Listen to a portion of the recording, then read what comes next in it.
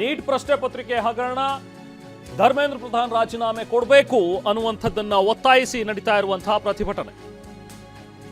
ಈ ಪ್ರತಿಭಟನೆ ತೀವ್ರ ಸ್ವರೂಪಕ್ಕೆ ಪಡೆದುಕೊಂಡಿದೆ.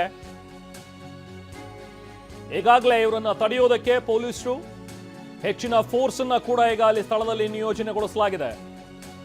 ಬ್ಯಾರಿಕೇಡ್ಗಳನ್ನ ಹಾಕಿ ಸಿಜೆಪಿ ಕಾರ್ಯಕರ್ತರನ್ನ ಸಂಸತ್ ಭವನದ ಒಳಗೆ ನುಗ್ಗೋದನ್ನ ತಡೆಯೋದಕ್ಕೆ ಪ್ರಯತ್ನಗಳು ನಡೀತಾ ಇವೆ.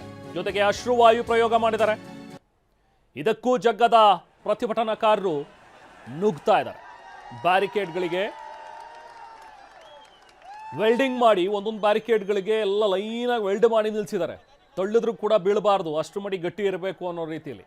ಬಟ್ ಅದೆಲ್ಲ ಯಾವುದನ್ನು ಕೂಡ ಲೆಕ್ಕಿಸದೆ ಇವತ್ತು ಯುವ ಸಮೂಹ ಬೀದಿಗಿಳಿದು ಹೋರಾಟ ನಡೆಸ್ತಾ ಇದೆ.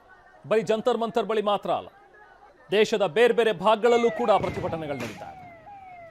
ನೋಡಿ, ಅಶ್ರುವಾಯು ಸಿಡಿಸ್ತಾ ಇರುವಂಥದ್ದನ್ನು ನೋಡ್ತಾ ಇದ್ದೀವಿ ಪೊಲೀಸರು.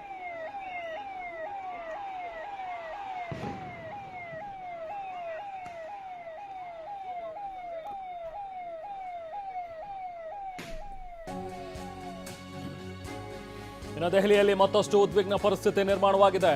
ಸಂಸತ್ ಭವನದ ಬಳಿಯಲ್ಲೇ ಪ್ರತಿಭಟನಾಕಾರರು ಜಮಾಯಿಸಿದರೆ ಈಗ ಕಂಡಲ್ಲಿ ಅಶ್ರುವಾಯು ಸಿಡಿಸ್ತಾ ಇದ್ದಾರೆ. ಈಗ ಪೊಲೀಸರು ಪ್ರತಿಭಟನಾಕಾರರನ್ನ ಚದುರಿಸಲು ಹರಸಾಹಸ ಪಡಬೇಕಾಗ್ತಾ ಇದೆ. ಯಾಕಂದ್ರೆ ಎಲ್ಲಿಂದ ಬಂದ್ರು ಇವರು, ಎಲ್ಲಿಗೆ ನುಗ್ತಾ ಇದ್ದಾರೆ ಅನ್ನೋದು ಗೊತ್ತಾಗ್ತಾ ಇಲ್ಲ. ದೇಶದ ಬೇರೆ ಬೇರೆ ಭಾಗಗಳಿಂದ ಆಗಮಿಸಿರುವಂತಹ ಯುವಕರು ಇವತ್ತು ಸಂಸತ್ ಭವನದ ಮುಂದೆ ಹಾಜರಾಗಿದ್ದಾರೆ. ನೋಡಿ, ಪೊಲೀಸರು ಅವರನ್ನ ನಿಯಂತ್ರಿಸೋದಕ್ಕೆ ಲಾಠಿ ಚಾರ್ಜ್ ಮಾಡ್ತಾ ಇದ್ದಾರೆ. ಆದರೆ ನಿಮ್ಮ ದಬ್ಬಾಳಿಕೆಗೆ, ನಿಮ್ಮ ದೌರ್ಜನ್ಯಕ್ಕೆ, ನಿಮ್ಮ ಫೋರ್ಸಿಗೆ, ನಿಮ್ಮ ಬಲ ಪ್ರಯೋಗಕ್ಕೆ ನಾವು ಜಗ್ಗಲ್ಲ ಅಂತ ಹೇಳಿ ಯುವಕರು ಇವತ್ತು ತಮ್ಮ ಹೋರಾಟವನ್ನು ಮುಂದುವರಿಸಿದ್ದಾರೆ. ಈ ಯುವ ಸಮೂಹಕ್ಕೆ ಇವತ್ತು ಬೇಕಾಗಿರುವಂಥದ್ದು ಉತ್ತರ.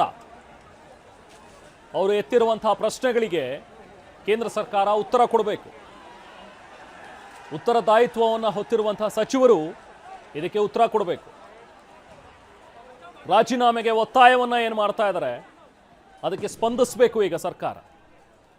ಅವರ ಬೇಡಿಕೆ ಏನಿದೆ, ಅವ್ರು ಏನು ಕೇಳ್ತಾ ಇದ್ದಾರೆ, ಅಟ್ಲೀಸ್ಟ್ ಅವ್ರ ಜೊತೆಗೆ ಮಾತಾಡಬೇಕು.